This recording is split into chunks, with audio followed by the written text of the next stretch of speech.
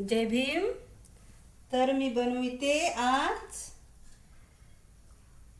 सोल्याची चटणी. सोल्याची चटणी म्हणजे तुरीचे दाणे काढले आणि वाटले पाट्यावर आणि त्याच्यात ह्या बाजूनं हिरव्या मिरच्या ठेचा हा पण पाट्यावरच वाटला. तर चला आपण बनवू आज तुरीच्या दाण्याची चटणी.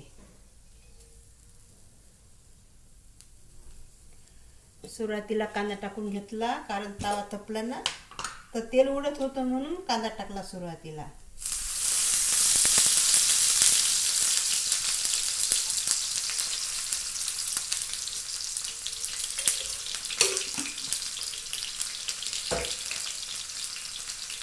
चला म्हटलं, भाज्या तर पुष्कळ खाल्ल्या आपण, आता आपण बनवू चटणी. कांदा मस्त झाला आपला. आता टाकू आपण यामध्ये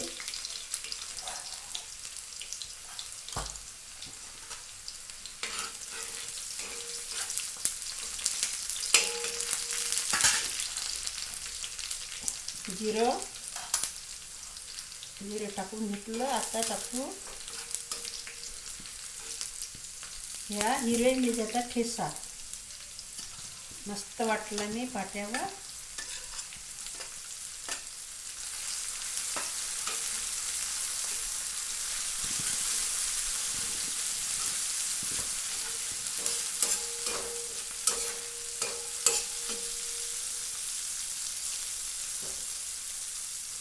आता टाकू यामध्ये टमाटर.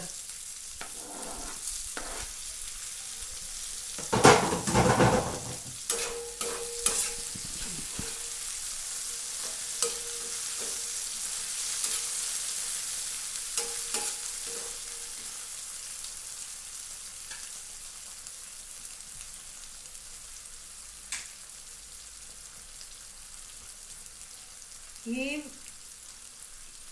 भाजी फक्त आपल्याला हिवाळ्यातच मिळते, कारण हिवाळ्यातच तुरीच्या शेंगा येतात ना. तर याची चटणी खा, आमटी करू बनवून खा, आणि कढी गोडे करते कोणी याचे. तर आता हे झालं आपलं मस्त छानपैकी टमाटर आणि हिरवे मिरची ठेचा. आता यामध्ये टाकू आपण थोडीशी हळद, कारण मीठ टाकायचं काम नाही. मीठ मी मिरच्या वाटल्या तर त्याच्यातून मीठ होतं. आता टाकू यामध्ये वाटलेले दाणे. पाट्यावर वाटले मी, जाडसर, जास्त बारीक नाही वाटायचे, जाडसर वाटायचे बस. आता करते थोडासा मोठा वेग.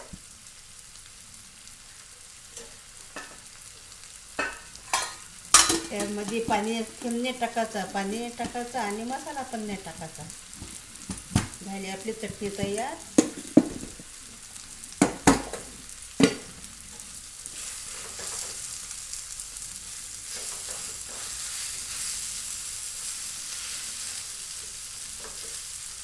दाणे काढायला मेहनतच लागते ना.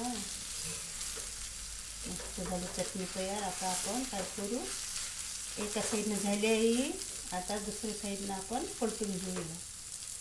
छान होते.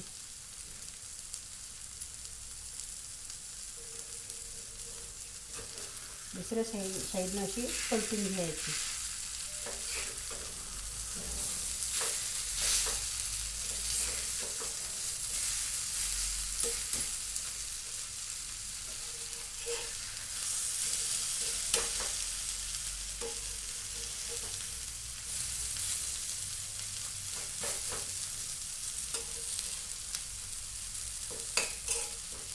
आता या साईडने मस्त होऊ द्यायची. भुकते ही तेलातच फुकत आहे. मस्त झाली चटणी. आपण आता यावर ठेवू झाकण.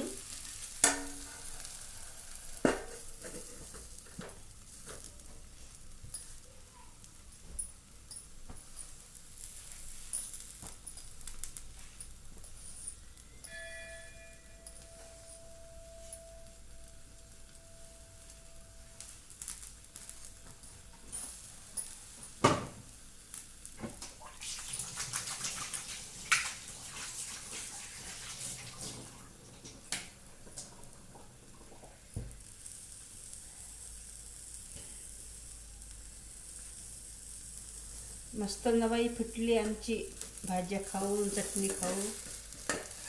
बघू आपण कशी झाली ते भाजी. तर छान झाली बघू शकता तुम्ही. आता कमी वेळ करतो थोडासा. मस्त याला फिरून घेते.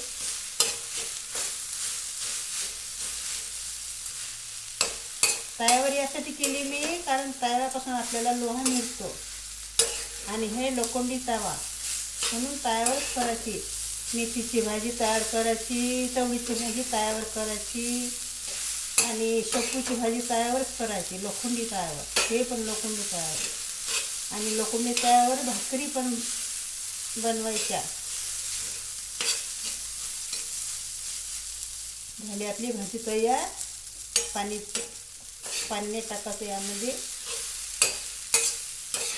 मस्त झाली चटणी. आता याला पाहिजे छानपैकी भाकरी. चला मग बघा अशी बनवली चटणी आणि मला तुम्ही कमेंट करून सांगा कशी झाली चटणी आपली तुरीच्या दाण्याची. आणि लाईक करा, शेअर करा आणि त्याला काय म्हणतात मला समजत नाही, सबस्क्राईब करा. चला मग बाय.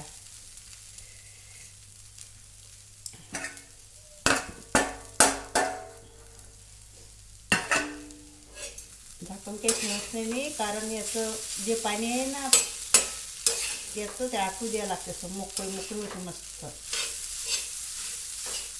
नंतर मग झाकण ठेवायचं. सध्या त्याला पाणीच आहे ना, टमाट्याचं पाणी आहे आणि दाणे वाटले नाही, दाण्यातून पाणीच निघते ना, त्याच्यामुळे पाणी काही टाकायचं नाही. जमली अशी चटणी मस्त छान झाली. चला मग बाय.